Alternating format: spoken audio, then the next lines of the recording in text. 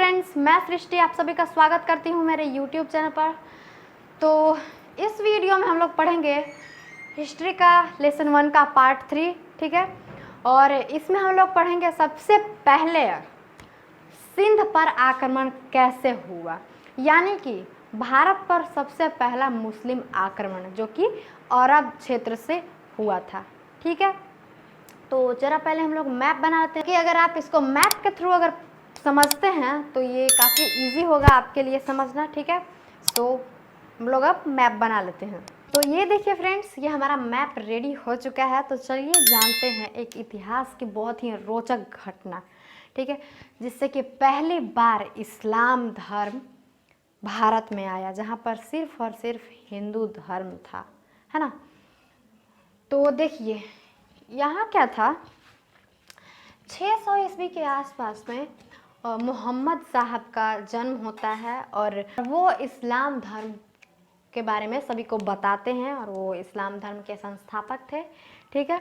उसके बाद कुछ समय के बाद वो ऊपर चले गए, है ना। फिर उसके बाद बात आखिर ये आई कि मोहम्मद साहब के बाद आखिर इस्लाम धर्म को अब देख रेख करने वाला कौन होगा, है ना। आखिर उनकी जगह अब कौन लेगा, है ना। तो क्या होता है, फिर धर्म गुरु आने लगे, ठीक है। तो जिस समय की ये घटना है उस समय धर्म गुरु कौन था, जिसको कि खलीफा भी कहा जाता था, कौन था? उमैयद। क्या नाम था उसका? उमैयद। क्या नाम था उसका? उमैयद, ठीक है। अभी कुछ बच्चों के दिमाग में ये सवाल चल रहा होगा कि आखिर हम ये पढ़ क्यों रहे हैं, हमारे बुक में तो ऐसा पढ़ना है नहीं। तो बाबू सुन लो मेरी बात, अगर ये पढ़ लेते हो ना तो बहुत बड़ा चीज़ पढ़ रहे हो, समझ गए। बुक में नहीं है, शॉर्ट में ही दिया हुआ है, एक लाइन में ही ख़त्म कर दिया गया है, लेकिन यह बहुत ही इम्पॉर्टेंट टॉपिक है। अगर इसको जान लेते हो तो मतलब जो कहते हैं ना कि अनपढ़ हो जाते हो, अनपढ़ नहीं होगा, समझे ना। बहुत ही इम्पॉर्टेंट चीज़ है, ठीक है। तो इसको हम लोग समझ लेते हैं और इससे काफ़ी एग्ज़ाम में क्वेश्चन पूछे जाते हैं। तो उमैयद नाम था उसका। और उस समय अरब कंट्री का राजा कौन था? उस समय था अल हजाज। क्या नाम था उसका? अल हजाज, ठीक है। और यहाँ पर कौन सा धर्म था? इस्लाम धर्म। इस्लाम धर्म था अरब देश में, ठीक है। यहाँ क्या था? यह श्रीलंका, ठीक है।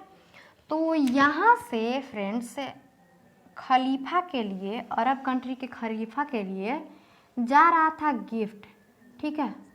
गिफ्ट जा रहा था इधर, ठीक है। लेकिन क्या होता है, यहाँ बीच में देवल बंदरगाह है, ठीक है। देवल बंदरगाह पर ये जो जहाज़ें जा रही थी उनका सारा सामान लूट लिया जाता है। क्या लूट लिया जाता है? समुद्री लुटेरों द्वारा, ठीक है। और जितने भी लोग थे उनको मार दिया जाता है, उनकी कत्ल कर दी जाती है, ठीक है। लेकिन कुछ लोग जैसे तैसे बचकर खलीफा के पास पहुंचते हैं, यानी कि उमैयद के पास, यानी कि उमैयद के पास पहुंचते हैं और ये सारी घटना बताते हैं कि भाई मेरे साथ ऐसे ऐसे हो गया, तो कुछ कर, ठीक है। इस बात से खलीफा को बहुत मतलब गुस्सा आता है कि मेरे सारे गिफ्ट लूट लिए गए जो कि मेरे लिए भेजे जा रहे थे, है ना। तो वो क्या करता है, वो इसको बोलता है, क्या नाम था इसका? अल हजाज को बोलता है कि ज़रा देखो, पता लगाओ वहाँ का राजा कौन है जहाँ पर हमारी जहाज़ों को लूट लिया गया है। तो जब ये पता लगाता है तो पता चलता है कि यहाँ का जो राजा है उसका नाम है दाहिर। और अभी जो फ्रेंड्स देख रहे हो ये मैप में, ये सब पहले अलग नहीं था। अगर बात की जाए तो सब पहले एक ही में था, ठीक है। ये इतना एरिया एक ही में था और ये वाला इतना एरिया एक में था, ठीक है। तो इस वाले क्षेत्र पर राजा दाहिर शासन किया करते थे, ठीक है। तो ये उमैयद बोलता है अल हजाज को कि ज़रा उसको पत्र लिखो और बोलो कि भाई मेरे सारे जहाज़ वहाँ पर लूट लिए गए हैं, कि कार्रवाई करे। तो ये अल हजाज पत्र लिखता है, ये अल हजाज, कि भाई देख तेरे एरिए में देवल बंदरगाह पर मेरे सारे जहाज़ लूट लिए गए हैं और इसलिए एक क्षेत्र तेरे एरिए में आता है, सो इसकी भरपाई तू अब कर, मेरे सारे गिफ्ट्स लूट लिए गए, ठीक है। इसका जवाब देते हुए राजा दाहिर लिखते हैं कि ना तो एक क्षेत्र मेरे हिस्से में आता है, मेरे शासन के अधीन आता है, और ना ही मैं कोई कार्रवाई करूँगा। ठीक है, इस बात से इस उमैयद को बड़ा गुस्सा आ जाता है, समझे। और ये जानते हैं, थोड़ा सा एक और बात आप लोगों को बताते हैं, ठीक है ना। जब पैगंबर साहब यानी कि मोहम्मद पैगंबर साहब इन लोगों को मतलब एकत्र करके इनकी शक्तियाँ बढ़ा दी थी, ठीक है, 600 ईस्वी के आसपास में, ठीक है ना। तो सुने हैं ना कि जब किसी इंसान के पास ना ताकत ज़्यादा होता है तब पगला जाता है, समझे। उसको पता ही नहीं चलता है कि कहाँ पर उसका यूज़ करना है और कहाँ पर नहीं करना है।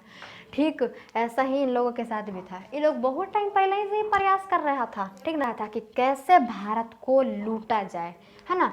इसलिए इन्होंने सबसे पहले 636 ईस्वी में यहाँ पर हमला कर दिया था। कहाँ पर? ये वाले क्षेत्र पर, मुंबई और थाने वाले क्षेत्र पर। लेकिन यहाँ के सब राजा लोग जो था ना, यहाँ लोग ठोक ठाक वापस भेज दिया कि जा भाई अब तोरा ठीक कर दिली है, ठीक ना। उसके बाद अभी हम लोग कहाँ थे, ये पत्र लिखा, इसने बोल दिया, दाहिर इनकार कर देता है कि मैं आपके जो भी मतलब गिफ्ट्स आपके लूट लिए गए हैं उस पर मैं कोई कार्रवाई नहीं करूँगा, ठीक है, और ये क्षेत्र मेरे अधीन में नहीं है, यानी कि मेरे शासन के अधीन नहीं है, ठीक है। इस बात से इस उमैयद को बड़ा गुस्सा आ जाता है, ठीक है, कि भाई इसने तो इनकार कर दिया, ठीक है। ये क्या करता है, इस अल हजाज को बोलता है, ठीक है, कि जा और वहाँ के दाहिर को ठीक करके आओ जरा। उस समय क्या था ना, अरब देश के राजा तो ये थे, लेकिन सबसे बड़ा खलीफा को माना जाता था। अगर खलीफा बोलेगा कि भाई तू उठ तो ये उठेगा अल हजाज, और अगर खलीफा बोलेगा तू बैठ तो ये बैठेगा। मतलब कुल मिलाकर ये इनडायरेक्टली शासन करता था, ठीक है। तो ये बोला उमैयद इस अल हजाज को कि जाओ जरा दाहिर को ठीक करके आओ, ठीक है ना। तो इसने अपने भतीजे और दामाद को यहाँ पर भेजा दाहिर के पास, ठीक है, जिसका नाम था मोहम्मद बिन कासिम। क्या था नाम उसका, क्या नाम था?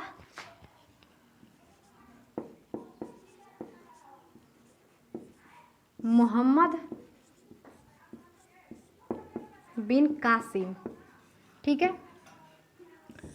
मोहम्मद बिन कासिम अपनी सेना लेकर आगे बढ़ जाता है, ठीक है। लेकिन जितना ये सोच रहा था कि मैं जाकर दाहिर को एकदम मारकर ठीक कर दूंगा, इतना भी आसान नहीं था दाहिर को हराना, ठीक है। इस बात की खबर मोहम्मद बिन कासिम को पता चलती है, खबर इसको लगती है कि इतना आसान नहीं है। तो ये क्या करता है, उसके कुछ सैनिकों को ना फोड़ लेता है, ठीक है। हाथ में कहा जाता है ना कि फोड़ देता है, मतलब कि उसको मतलब कान में ये बोल देता है, किसी तरह से उसको कहता है कि भाई देख, दाहिर जब मर जाएगा ना तो मैं तुझे राजा बना दूंगा वहाँ का, ठीक है। और ये बुड़बक लोग अपने राजा की बात न सुनकर, उनका साथ न देकर उस मोहम्मद बिन कासिम का साथ देते हैं, ठीक है। तो ये भी एक रीज़न था दाहिर का हारने का, ठीक है। और फिर क्या करते हैं मोहम्मद बिन कासिम, 712 ईस्वी में ये यहाँ पर आक्रमण कर देता है। कहाँ? सिंध प्रांत पर 712 ईस्वी में, ठीक है। 712 ईस्वी में ये हमला कर देता है सिंध प्रांत पर, ठीक है, और कुछ एरिया को जीत लेता है, ठीक है। बीच में फिर आती है सिंधु नदी। क्या बीच में आती है फ्रेंड्स? सिंधु नदी। तो इसने सिंधु नदी के इधर वाला भाग तो इसने जीत लिया था, लेकिन सिंधु नदी के इस पार राजा दाहिर की सेना खड़ी है और इस ओर मोहम्मद बिन कासिम की, ठीक है। और दोनों में काफ़ी घमासान युद्ध होता है और राजा दाहिर भी इसका सामना बहुत ही वीरता से कर रहे थे। लेकिन युद्ध के दौरान अचानक उनके सीने में एक तीर लगती है, जिसके वजह से उनकी मौत हो जाती है वहीं पर सिंधु नदी के किनारे, ठीक है। और फिर ये मोहम्मद बिन कासिम क्या करता है, ये पूरे सिंध प्रांत को धीरे धीरे करके जीत लेता है, ठीक है। और एक और रोचक बात फ्रेंड्स, ठीक है, कि पहली बात तो कि ये जब यहाँ पर हमला करता है सिंध प्रांत में तो सिर्फ और सिर्फ इसकी उम्र 17 साल थी, ठीक है। और दूसरी बात ये बहुत ही इम्पॉर्टेंट है और अक्सर इससे क्वेश्चन पूछे जाते हैं कि सिंध प्रांत पर जब इसने हमला किया था तो इसने सबसे पहले भारत में जजिया कर लगाया था, ठीक है। अब वो क्या था उसको ज़रा समझते हैं। तो ये कर ऐसा था जो कि गैर मुस्लिम लोग देते थे, यानी कि जो मुस्लिम नहीं थे, ठीक है, कि भाई या तो तू मुस्लिम धर्म कबूल कर ले या फिर मुझे टैक्स देता रहा, ठीक है। उसमें से ना ही ये कर स्त्रियां देती थी, ना ही बच्चे दिया करते थे, ना ही बुजुर्ग दिया करते थे, सिर्फ और सिर्फ इस कर को युवा दिया करते थे। ठीक है, तो इसने सबसे पहले कौन सा कर लगाया भारत में?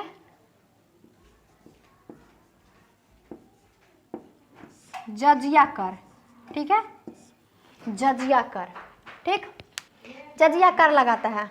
ठीक है, यहाँ क्या होता है, ये दोनों इसके युद्ध लड़ने तक काफ़ी दिनों तक युद्ध होती है। अब दिनों का मतलब ये थोड़ी ना है कि सिर्फ 1 महीने 2 महीने हुआ होगा, ऐसा नहीं है। लगातार 2-3 साल तक इसने युद्ध किया। ठीक है, और पूरे एरिया को अपने कब्जे में ले लिया। फिर क्या हुआ, ये दोनों ऊपर चले गए, यानी कि स्वर्ग सिधार गए। फिर ठीक है, खलीफा कोई और बना, वहाँ का खलीफा कोई और बना। ठीक है, उसको क्या था ना, इन दोनों से काफ़ी मतलब झगड़ा वाला माहौल रहा करता था। ठीक है, इसको काफ़ी इन दोनों पर गुस्सा आता था। ठीक है, उसी दौरान फ्रेंड्स क्या होता है, मोहम्मद बिन कासिम जब यहाँ पर सिंध पर अपना कब्जा जमा रहा होता है, तो राजा दाहिर के मरने के बाद उसकी पत्नी थी लाडो देवी। क्या नाम था उसका?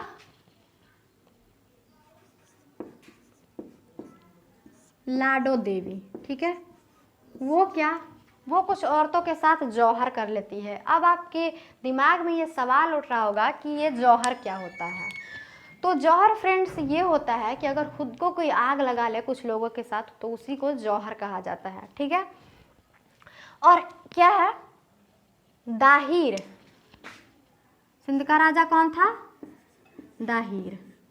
दाहिर की 2 बेटियां थी। ठीक है, 2 बेटियां थी, जिसका पहले का नाम था, पहली बेटी का क्या नाम था? सूर्या देवी, और दूसरी का नाम था परिमल देवी। ठीक है, ये मोहम्मद बिन कासिम ये क्या करता है, ये तो बेचारी स्वर्ग सिधार गई यहाँ। ठीक है, ये तो जौहर कर ली। ये मोहम्मद बिन कासिम क्या करता है, इन दोनों को अपने खलीफा के पास गिफ्ट के तौर पर भेज देता है। ठीक है, कि हमारे खलीफा बहुत खुश होंगे। बट कहा ये जाता है, और इसमें तो बहुत सारी कहानियाँ जुड़ी हुई हैं, लेकिन कहा यह भी जाता है कि ये जो दोनों थी, सूर्या देवी और परिमल देवी, इसने अपने पिता के मौत का बदला इस तरह लिया। किस तरह लिया? ये दोनों जब खलीफा के पास पहुंचती हैं, तो ये दोनों क्या कहती हैं खलीफा से कि मोहम्मद बिन कासिम पहले ही मेरा यूज़ कर चुका है। ठीक है, और इस बात से खलीफा को बहुत गुस्सा आता है, अरब देश के खलीफा को बहुत ज़्यादा गुस्सा आता है, और वो क्या आदेश दे देता है कि मोहम्मद बिन कासिम जहाँ भी मिले उसको संदूक में बंद कर कर मेरे पास लाया जाए।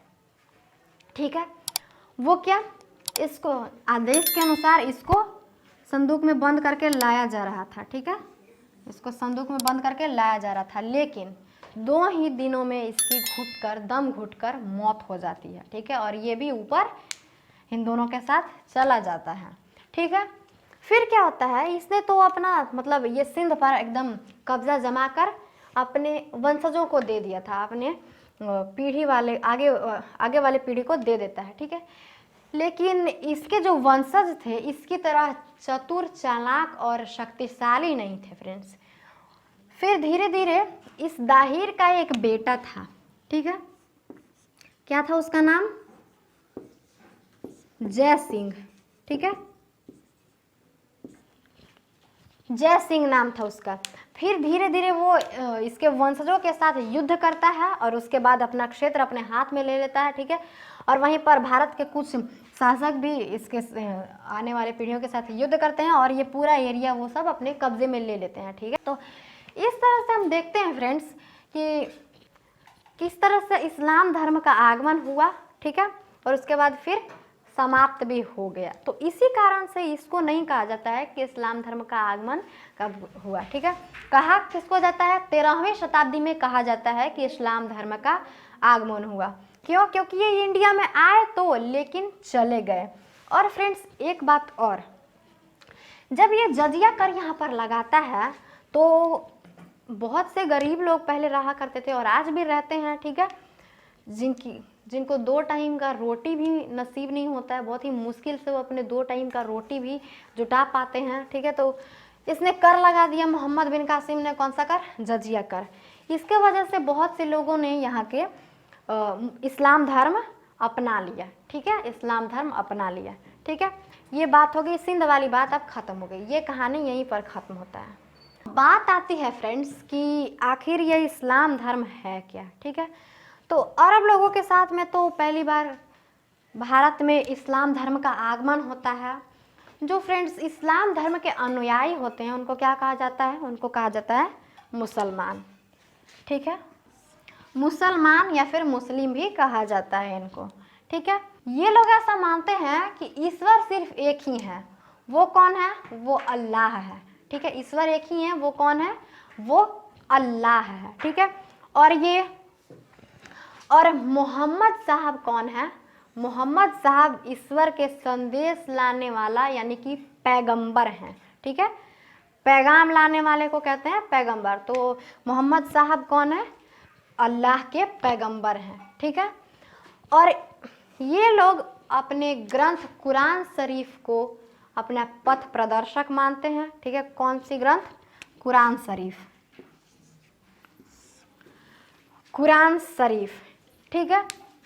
और ये लोग जैसे इंडिया में आते हैं तो अपनी संस्कृति साथ लेकर आते हैं, बहुत सी अपनी रहन सहन, वेशभूषा, खान पान, ठीक है, बहुत सी चीज़ें यहाँ पर ये लेकर आते हैं। और यहाँ के लोग जो है इसको देखते हैं और उनके कुछ संस्कृति को अपनाते हैं, और वहाँ के लोग भी कुछ हमारी संस्कृति को अपनाते हैं। जैसे अगर एग्जाम्पल के लिए लिया जाए तो समोसा जो आप बहुत ही चाव से खाते हैं ना, वो अरब लोग ही लेकर आए थे, यानी कि इस्लाम धर्म के साथ ही समोसा भी आया था, ठीक है।